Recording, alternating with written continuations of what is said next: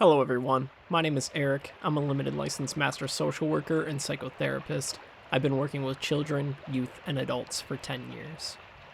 This week's episode is going to pick back up where we left off on psychological defense mechanisms.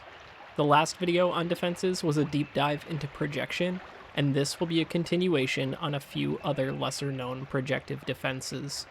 Today, we're going to talk about projective identification and introjection specifically. These are lesser understood forms of projection. For many of you, this may be the first time you've ever heard of projective identification before. I didn't actually learn about what it was until my final year in graduate school, but believe me, it's probably one of the most common psychological defenses we use. It's almost harder to understand why these are called defenses because in a lot of cases, especially after some self-reflection, projective identification and introjection usually don't make us feel good about ourselves or how we behaved. The key to understanding these mechanisms as defenses is in recognizing that they were protective strategies in the moment and not so much after the fact. So, with that being said, after learning about projective identification and introjection, I'd wonder how many of you can identify with doing some of these things, even without knowing it. Let's begin. Projective identification, says Nancy McWilliams, is when the patient both projects internal objects and gets the person on whom they are projected to behave like those objects, as if the target person had those same introjects. Since this definition can be confusing without knowing what introjection is first, I'll break it down with some easily understood examples from a first-person perspective. Here's the example that I was taught in grad school.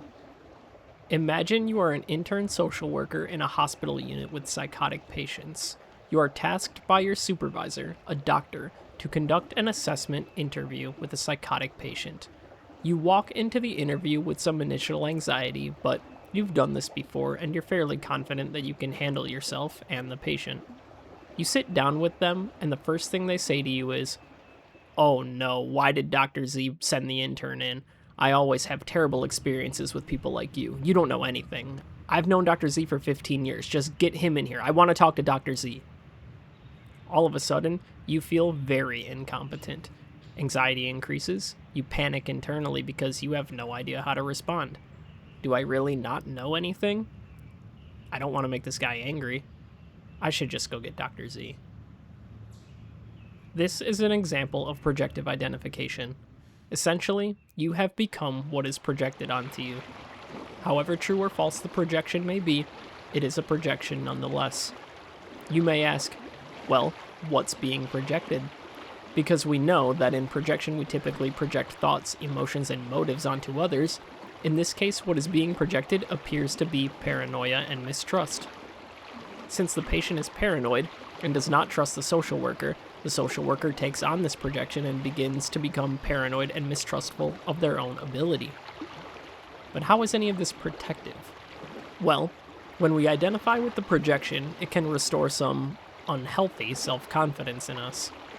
Maybe I really don't know anything, is the protective thought, because going to get Dr. Z would definitely relieve us from this tense and anxiety-inducing situation.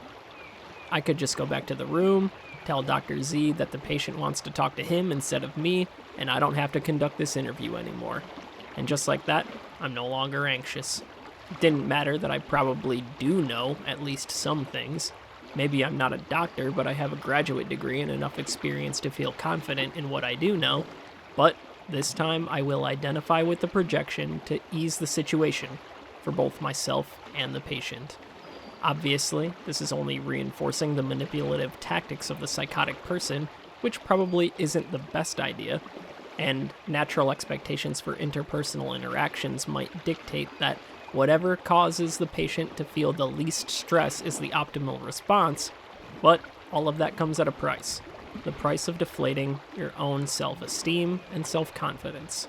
So, now we can understand what it means to identify with a projection, and even how it can relieve us from anxiety. McWilliams writes, "Since all of us share in the predicament of being human, and hence contain already within ourselves all of the different emotions, defenses, and attitudes that get projected onto us, There is always some truth in the projective identifier's belief. It can be very confusing to figure out in the heat of the clinical moment where the patient's defense ends and the therapist's psychology begins.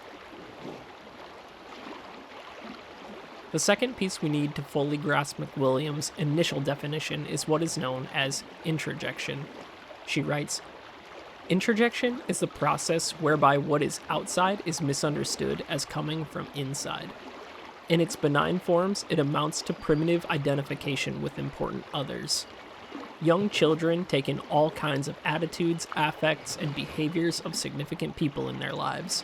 The process is so subtle as to be mysterious, although recent studies of mirror neurons and other brain processes are starting to shed light on it.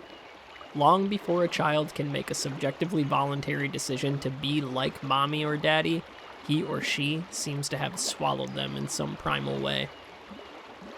She continues, "The most striking examples of pathological introjection involve the process that has been labeled, somewhat inappropriately in view of its primitivity, identification with the aggressor. It is well known, from both naturalistic observations and empirical research, the Milgram experiment, that under conditions of fear or abuse, people will try to master their fright and pain by taking on qualities of their abusers. I am not the helpless victim. I am the powerful perpetrator," seems to be the unconscious attraction to this defense.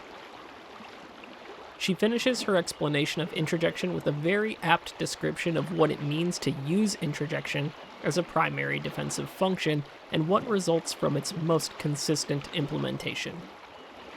"Children in destructive families prefer to believe that there is something wrong with them, preserving the hope that by changing they can improve their lot, rather than to take in the terrifying fact that they are dependent on negligent or abusive caregivers. Fairbairn called this process the moral defense, noting that it is better to be a sinner in a world ruled by God than to live in a world ruled by the devil. If one regularly uses introjection to reduce anxiety and maintain continuity of the self, keeping psychological ties to unrewarding objects of one's earlier life, one can reasonably be considered characterologically depressive." We will talk more about the psychoanalytic concepts of introjective depression versus anaclitic depression in our next deep dive into major depressive disorder and the depressive personality. Now that we understand projection, we can better understand what it feels like to be on the receiving end of a projection. After learning a bit more about projective identification and introjection, you still may have the question, how is any of this defensive if it still makes us feel bad? The answer lies in the fact that even feeling bad is a successful defense against potentially feeling worse. For many people, identifying with a projection might cut them close to the bone, but sadness and shame come easily to them, and in fact, anger is a far more difficult emotion to feel and control. Some people will take on a projection simply to avoid an argument.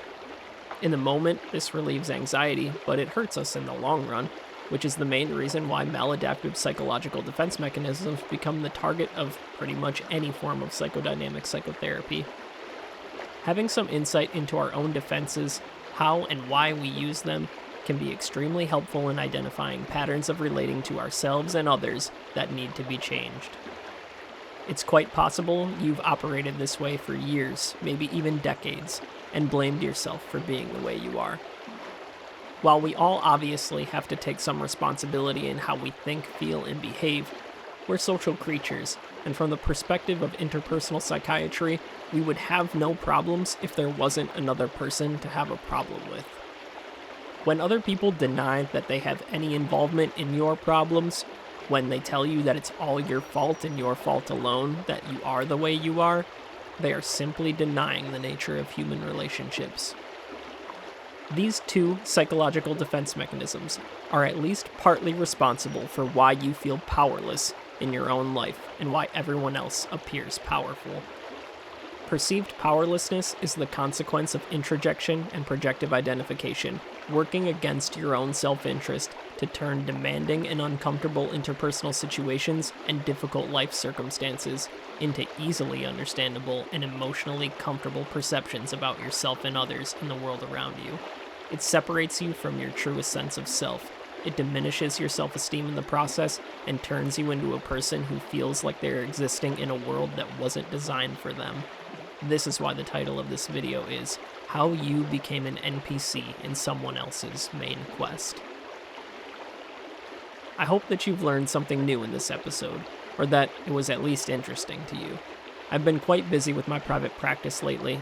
I always love making time for these videos, but with the summer approaching, I will probably be uploading a little bit less frequently. As YouTube is a hobby of mine and not a job, it is not something that I prioritize above things like being with my family, working with real people, or just being outside and enjoying the weather. However, I appreciate all the support, and I'm looking forward to creating more content in the months to come. Thank you again for stopping by. Until next time.